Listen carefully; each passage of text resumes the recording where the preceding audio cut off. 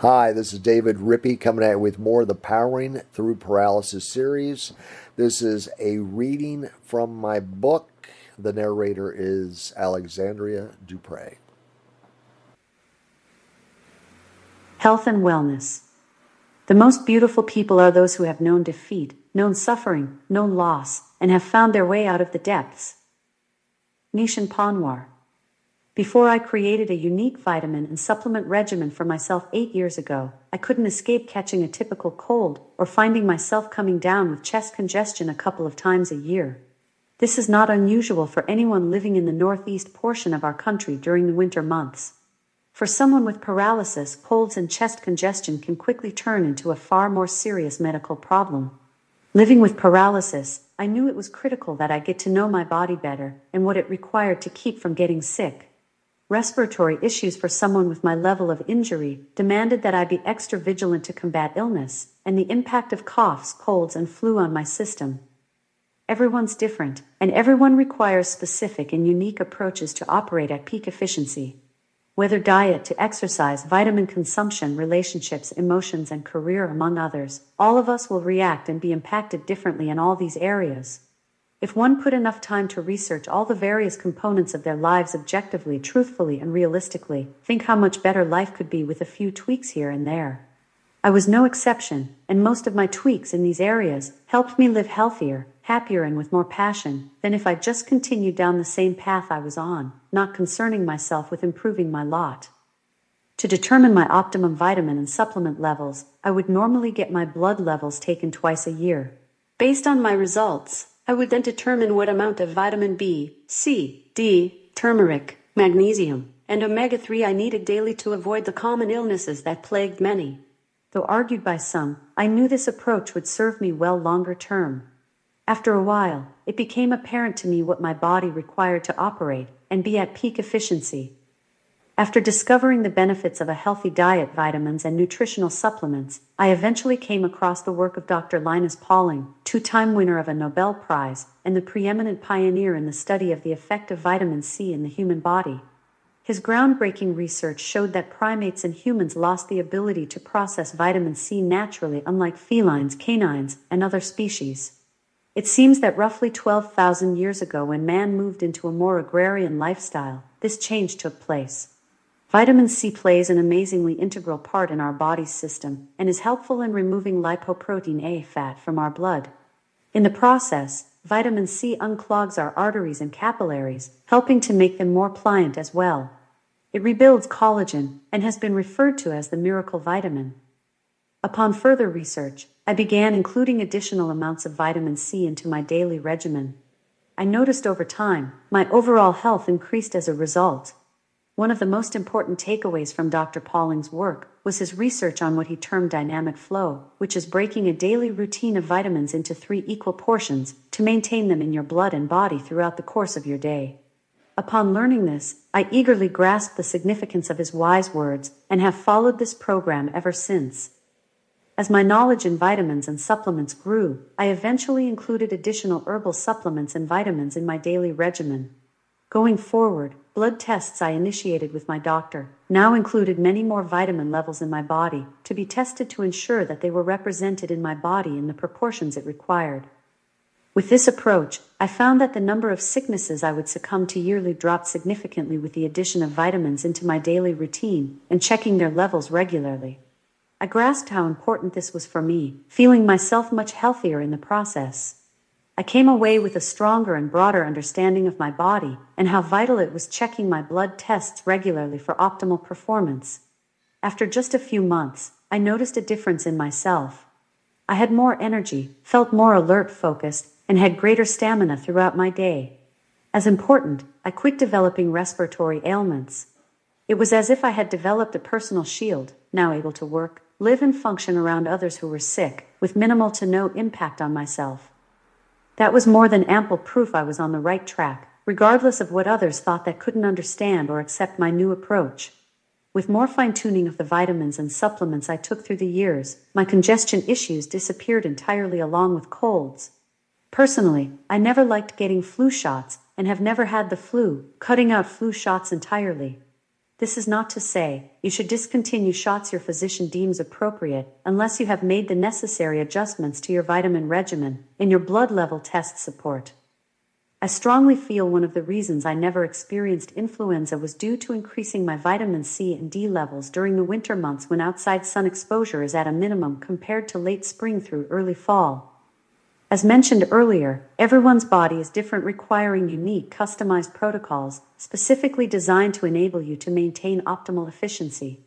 After a while, I kept track of my blood test results by recording all my blood level tests on an Excel spreadsheet, knowing I could learn quite a lot about myself by doing so.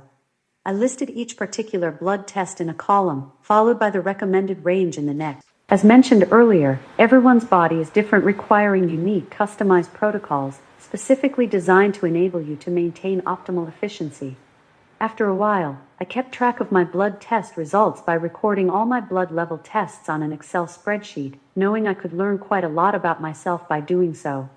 I listed each particular blood test in a column, followed by the recommended range in the next. In the third column, I would record my results. Once recorded, I would then examine each test individually to see what fell outside of the recommended boundaries and adjust accordingly.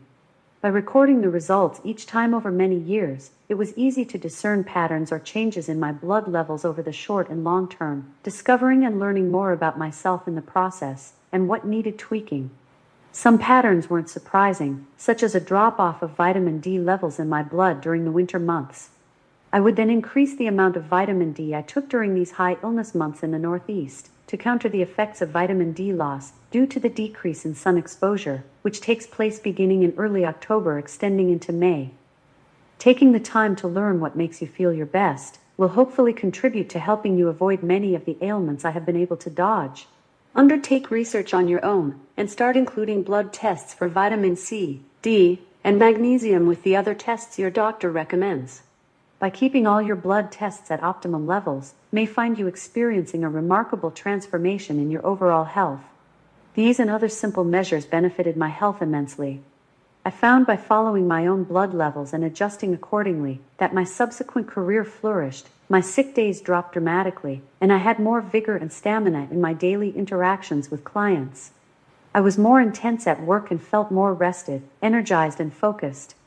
Discovering more about myself and what my body required to avoid illness left me virtually unscathed by ailments and sicknesses that would drop many others around me into a foggy haze of illness. After receiving your blood tests, take the time reading on the internet how to improve the results that are not optimal and consult with your doctors what you can do to improve them. Then start fine-tuning your body, keeping your blood test levels at the top of the respective range where optimal, and below midpoint when the lower range is preferred. Staying within the optimal range for your age should help to minimize sickness and even possibly disease. A lit due diligence on your part and helping others learn about health opportunities as well may cut down on days you or your loved ones are out sick. It may, as it did in my case, cut down dramatically on trips to the emergency room or hospital. After several years living with paralysis, it became possible for me to look back and determine if certain repeated health setbacks I experienced and considered common for my level of injury were just something to live with and accept. That any additional effort I made on my own to understand my condition wouldn't be necessary, and just relying on my physicians was enough. I learned early on that approach wouldn't suffice, judging by the friends and associates I knew living with disabilities who were frequent visitors back to health centers regularly. I determined 6 months in hospitals and rehab settings for me was more than enough, and decided that it was important to conduct plenty of research on my own. Then I would consult with my doctors what I had learned. I knew it was really up to me to learn all I could to stay healthy, active, and productive. I was beginning to learn that some friendships I had forged while in the hospital and rehabilitation centers were beginning to have health-related setbacks. Some with spinal cord injuries were developing skin disorders from pressure issues, others were coming down with urinary tract infections, UTI, and a few had respiratory ailments. I realized early on, these 3 things were the primary health issues that could affect me, and any one of them would inhibit me from leading as productive a life as was possible. Sadly, these 3 medical conditions impact a significant amount of people beyond paralysis, extending into the lives of those living with multiple sclerosis, MS, ALS, muscular dystrophy, MD, spinal bifida, among other debilitating conditions. As our population ages, respiratory and skin issues also take its toll on the elderly, especially those living with compromised circulatory systems or prone to organ failure. I learned early on if these three horsemen rode into my life, bringing with them various skin disorders, UTIs, or respiratory setbacks, my life going forward would be marked by fits and starts. Without conquering or avoiding these three, I knew my goals, dreams, and ambitions would be that much harder to realize. By ramping up my vitamin program, eating with a well-balanced approach, leaning more toward plant-based meals, getting more sleep, drinking plenty of fluids, and monitoring my skin regularly, I found myself making progress. Finding myself healthier, less sick, and having fewer incidences that would render me unable to move forward. By employing common-sense hygiene measures and training my assistants to be very proactive in these critical health areas, also helped lead me to having fewer issues. Depression and anxiety contribute to health issues as well, and sadly, today the treatment approach offered by the medical and pharmaceutical industry is most often a prescription for a lifetime of dependence on pricey, mind-altering pills, which make life bearable, but numbs the joy of living as well as the focus and drive. Trying to gain an understanding of the underlying causes of depression and anxiety can go a long way in helping people to overcome them. There are many reasons that cause depression or anxiety. 3 that are often overlooked are poor diet, a lack of sunlight, and spiritual anemia, a triad of things that are not addressed with the consumption of antidepressants. Mental health is significantly affected by the quality of foods we eat, and more research is leading us to appreciate that the digestive system in the human body functions as a type of second brain, where information, usually of an emotional variety, is stored and processed. Similar to butterflies, a gut feeling, nervousness in the region causing queasiness, all are symptoms of emotional information bombardment in our stomach region. If one continues to bombard their body by consuming inflammatory foods and the myriad of chemicals many processed foods have, will find their system less capable of performing correctly and efficiently. Under the umbrella of diet, a major factor in mental health is gut health, specifically the health of the healthy bacteria, which exists inside each of us. Consumption of probiotic foods and supplements greatly enhance the health of the microbiota, while consumption of chemical-laden and GMO-processed foods, as well as exposure to chemicals such as glyphosate and especially sugary foods, which serve to feed and increase the production of negative bacteria within the body, leading to poor mental health. A healthy body is critical to a healthy mind.